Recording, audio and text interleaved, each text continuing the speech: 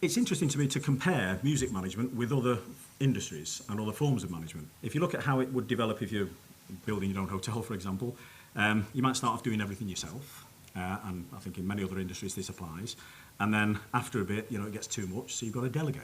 So usually what you do is you engage staff that you have authority over, and you delegate to those staff, and then you expand your business. And those staff then become heads of departments, and then you expand your business even more. I suppose to a certain extent it is like that with artists and music management, but there are some fundamental differences.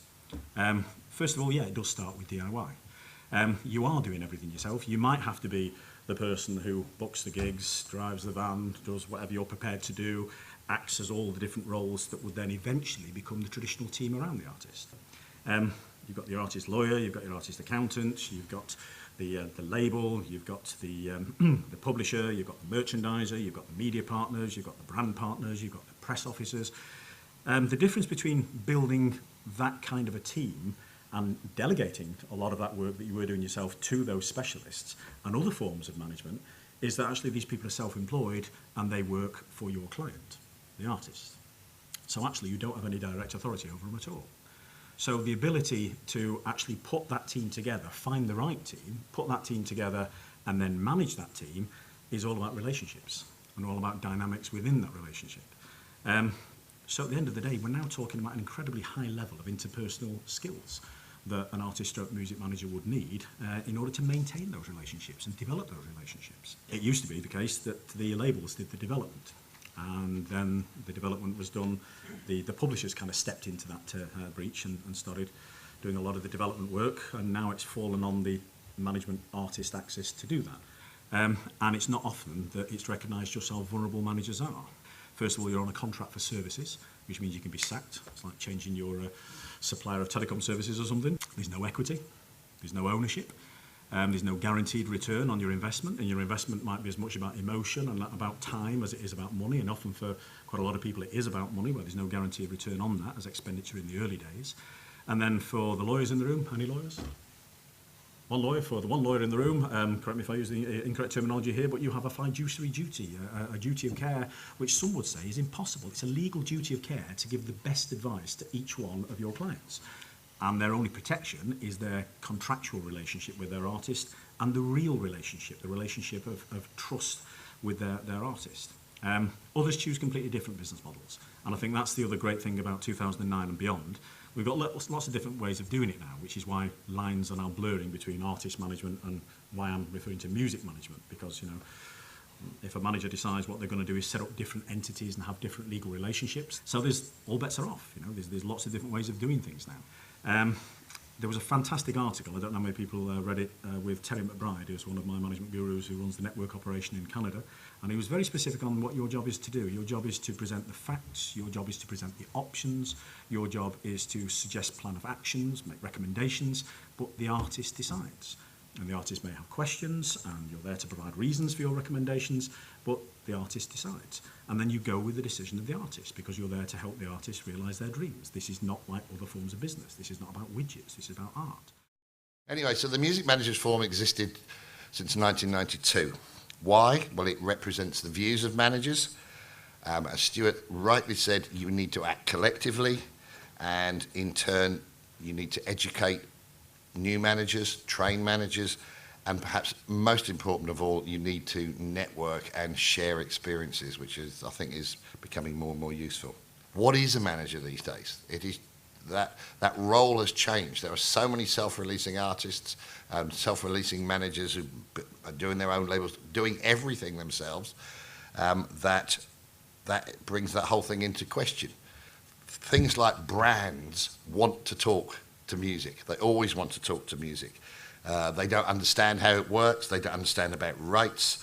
And the opposite is true, that managers don't understand what brands want, and that relationship is never creative, and that's what we're trying to change. Then there's the whole peer-to-peer thing. We have to bring the ISPs into the equation. We have to come up with probably something like an access to music charge of let's say £1 a month or something like that. But I don't believe creativity is going to die if no one gets paid for it. I still believe people are going to make music, but it has to be dealt with in a different way. Now, Copyright has been in existence, I believe, since the Statute of Anne in 1710, and it was to reward creators so that when they created something and people copied it, they got paid. Now, one of our managers, Robbie Williams' manager, is always fond of saying that the internet has driven a panzer division through the laws of copyright. And he's not wrong. If we go back to the Radiohead example, the day that Radiohead gave away their album for free or said you can pay what you like for it was the day that it was the highest traded illegal album ever on the internet. 3 months later, it was the #1 selling paid digital download for iTunes, and the album in its physical form went to #1. The world is changing. What that did was cement that relationship between Radiohead and their fans, the amount of trust that was created. You can do that. Everyone can do that these days. You can do it with 500 fans. You can cement that relationship. You can monetize that relationship if you want to.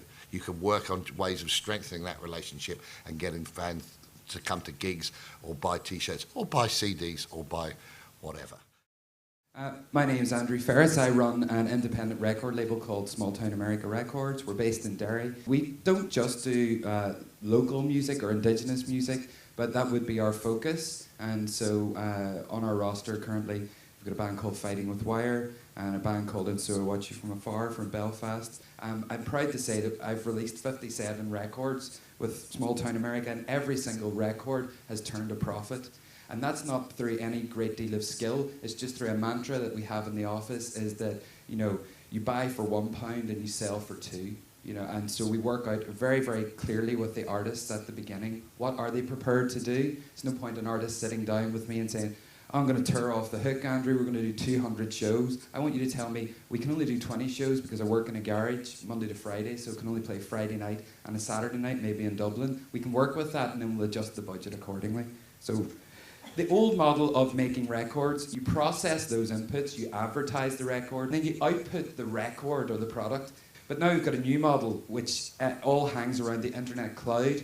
So you've got sales, live marketing, social networks, press, radio and TV, all interconnected via the internet. We don't mind giving everybody stuff for free, but we want something in return. So for example, if I give away a free MP3 of one of my artists, I want your email address in return. So we will make show announcements then to that bespoke list. So we're making sure that that bespoke list who have had the MP3 come to our particularly invited show for the artist.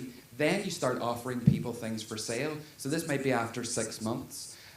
We offer bonus materials with all our albums. Whenever you pre-order a record from us, you will get a bonus disc of tracks only available through the Smalltown America store. So this is a band who you may know. They're called Instigating from Afar. We call them the instrumental Rage Against the Machine. We've simplified it into a very simple 3-step process: create, market, and monetize. So the creative process, well, there's the artistic and the mechanical function of getting an album together. We're a very punk rock DIY kind of organization, but we're absolutely obsessed with branding. All our artists have a very unique atmosphere in which they operate. So we spend a phenomenal amount of time discussing with the act what they want to do, how they want to be perceived, what's right for them. Because if I know exactly how you want to be perceived, then every single decision I make on your behalf is the right one.